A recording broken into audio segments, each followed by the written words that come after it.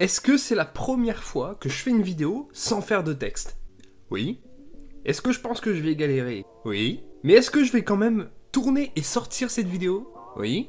Bonjour à toutes et à tous, aujourd'hui on se retrouve pour une toute nouvelle vidéo et on va parler de l'épisode numéro 1 de la saison numéro 1 de Loki. Alors vous allez voir dans cette vidéo il y aura plusieurs parties, il y aura des parties, une partie en tout cas où je vais donner mon avis, partie easter egg et partie...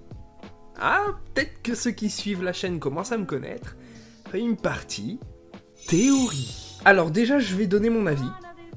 Visuellement, et bah, c'est franchement très cool. Et qu'on me dise pas, oui, mais c'est Disney, nanani nanana. Stop les gars. Les séries Disney, il faut savoir un truc, c'est qu'ils ont elles ont plutôt le même budget que n'importe quelle autre série. Et quand je parle de n'importe quelle autre série, je parle pas de Mimi Mati, Plus belle la vie ou Julie Lescaut, hein. Je parle de bonnes séries américaines. Donc déjà, visuellement, ouais, c'est très beau.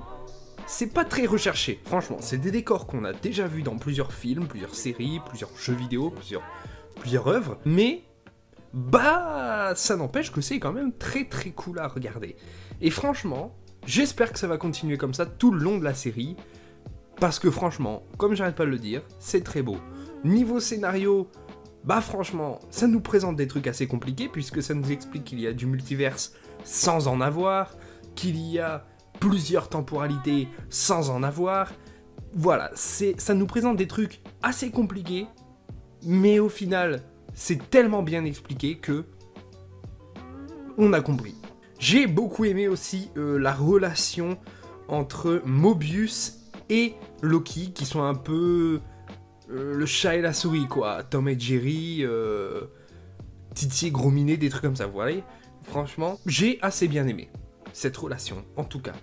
Au niveau des costumes, rien de particulier, hein, c'est juste des armures noires avec des costards cravates et vêtements de prisonniers et rien de plus. Il y a quelques scènes quand même qui m'ont fait assez sourire, notamment la scène où une personne sur un bureau présente un gros paquet de papiers où sur ces papiers est enregistré tout ce qu'a dit Loki depuis le début de sa vie.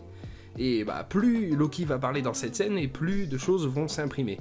Et ça j'ai trouvé ça assez cool et ingénieux, j'ai envie de dire. Donc voilà, c'est tout ce que j'ai à dire sur la série, clairement, c'est mon avis. Maintenant on va passer à la catégorie des easter eggs. Alors je vais pas présenter tous les easter eggs qu'il y a eu dans cet épisode, parce qu'il y en a clairement beaucoup trop. Il y en a un quand même que je vais préciser qui n'était pas prévu. Il y a un caméo de Peggy Carter. Vous l'avez pas vu non plus, personne l'avait vu. Mais quand une personne l'a vu, tout le monde l'a vu. Franchement, je l'avais pas remarqué. Je préfère être clair et net, je l'ai su que dans la journée. Sans plus. J'ai envie de vous parler d'un autre easter egg, c'est l'easter egg que quasiment tout le monde a remarqué, c'est... Alors je sais pas comment on dit, si c'est D.B. Cooper ou B.D. Cooper. En gros, c'est un mec qui avait littéralement organisé un braquage dans un avion qu'on n'a plus jamais retrouvé. En gros, c'est un mec assez stylé, habillé un peu comme un Men in Black, très bien coiffé, lunettes de soleil, costard cravate et tout, qui se présente dans un avion, qui va voir une hôtesse de l'air et qui lui dit « Tu me donnes 200 000 balles, sinon je fais tout péter ».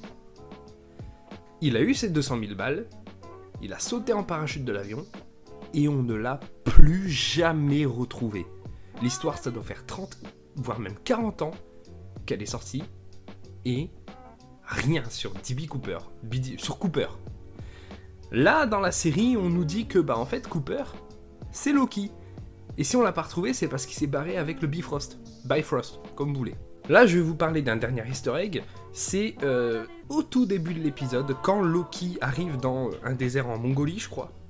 La façon dont il atterrit, dont il est couché dans le sable, c'est exactement la même façon de filmer, mais en plus d'être allongé, que Tony Stark dans Iron Man 1. Là, on va passer à la plus grosse partie, je pense, de la vidéo. Là où il y a le plus de sujets, en tout cas. Je sais pas si ça sera la plus longue, mais c'est là où il y aura le plus de sujets. C'est la partie théorie. Et En fait, tout va être axé principalement sur... Toutes mes théories en tout cas, vont être principalement axées sur une scène. C'est la scène à Aix-en-Provence, dans une église. Et là, on a un enfant qui nous montre un vitrail. Et sur ce vitrail, qu'est-ce qu'il y a? Il y a le diable. Alors, j'en ai pas trop parlé sur la chaîne, j'ai juste fait une vidéo, mais il faut savoir un truc, c'est que... vous pourrez demander à Space Nerd, je suis archi pour l'arrivée de Mephisto dans le MCU. Et moi, dès qu'on me montre un vitrail avec le diable et qu'on dit c'est lui là qui a fait tout ce bordel, première chose que je me dis c'est Mephisto là. Il est là Mephisto, il arrive. C'est ce que je me suis dit quand j'ai vu la scène. Et après, j'ai relativisé. J'ai théorisé surtout. Surtout à la fin de l'épisode. Oui, alors il faut savoir un truc, c'est que je considère que si vous regardez cette vidéo, vous avez regardé le premier épisode. Eh bien, à la fin de l'épisode, il y a Mobius qui indique à Loki que la TVA sont après Loki, mais pas celui qu'on connaît. Parce qu'ils l'ont chopé, Loki. Mais ils le cherchent toujours. En fait, ils cherchent un autre Loki. Et là, il y a plusieurs théories donc qui sont arrivées là-dedans, dans ma tête. Il y en a une, je vais passer très vite fait. C'est que l'autre Loki que la TVA recherche, c'est Lady Loki. Parce que Lady Loki va être au casting de la série. Voilà, je n'irai pas plus loin. C'est sûr et certain, elle a été castée, c'est officiel. Donc je vais revenir à l'histoire avec notre fenêtre là. Les trucs pointus là. Hein, le vitrail dans l'église. Donc pour moi, au début je me suis dit Mephisto il va arriver. Et là, je me rappelle quand même d'un truc. C'est, comme je vous le disais à la fin de l'épisode, Mobius dit à Loki que la TVA cherche Loki. Et je me suis dit, mais est-ce que en allant à Aix-en-Provence, ça serait pas pour chercher Loki? Et quand on me présente le diable, on dit bah c'est le diable et tout, ouais, vous avez compris. Et là je me dis, mais est-ce que ça serait pas le Loki d'un univers parallèle, donc un Loki différent?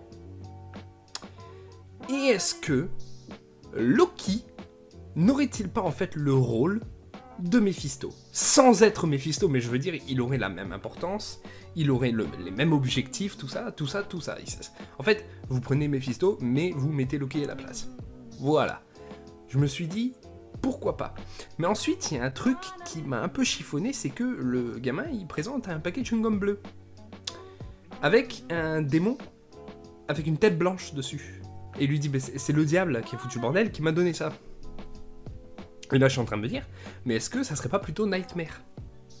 Voilà, le sorte de démon, là, avec une tête blanche. Et je me suis aussi dit autre chose, est-ce que en fait, Loki ne serait pas Nightmare? Est-ce que en fait, Loki n'aurait pas, comme ma théorie précédente, le même rôle, la même importance, le même objectif que Nightmare dans un univers parallèle? Et ensuite, bah j'ai plus que 2 dernières théories, mais qui vont être très courtes parce que c'est quasiment les mêmes. Azazel. En fait, il faut savoir que Kevin Feige nous a déjà dit, oui, dans pas longtemps, les X-Men seront introduits. Azazel fait partie des X-Men, enfin des comics. Je sais pas s'il fait partie du groupe des X-Men, mais je sais qu'il fait partie des comics. X-Men, c'est notamment le papa de quelqu'un dont on va parler après. Et je me suis dit, mais en fait, est-ce que la TVA n'arriverait pas à choper la personne qui arrive à foutre le bordel? Non pas parce que elle s'est barrée, mais plutôt parce qu'elle s'est téléportée. Alors Azazel, si vous savez pas qui c'est lui. Oui. Il ressemble à un diable. Le même diable qu'a présenté le gamin sur le vitrail. Et je me suis dit, mais est-ce qu'en fait ça serait pas Azazel? Et que c'est pour ça que la TVA arrive pas à le choper, parce qu'il se téléporte. Et ensuite, j'ai repensé au paquet de chewing-gum. Alors je me suis dit, donc, comme vous avez compris, dans ma théorie sur Nightmare, que la tête du démon qui a l'air blanche ne serait pas une représentation de Nightmare. Mais il faut remarquer un truc, c'est que ok, il y a un démon sur ce chewing-gum. Mais le paquet en lui-même, les couleurs bleues, un démon bleu, ça vous rappelle pas El Diablo? Est-ce qu'en fait ça serait pas Diablo qui aurait foutu le bordel et que la TVA chercherait à Aix-en-Provence? Ah oui, parce que si vous savez pas, Azazel, c'est le papa de Diablo.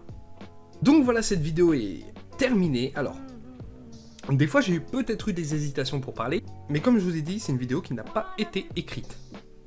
Voilà, sur ce, j'espère quand même qu'elle fut assez fluide et qu'elle vous aura assez plu.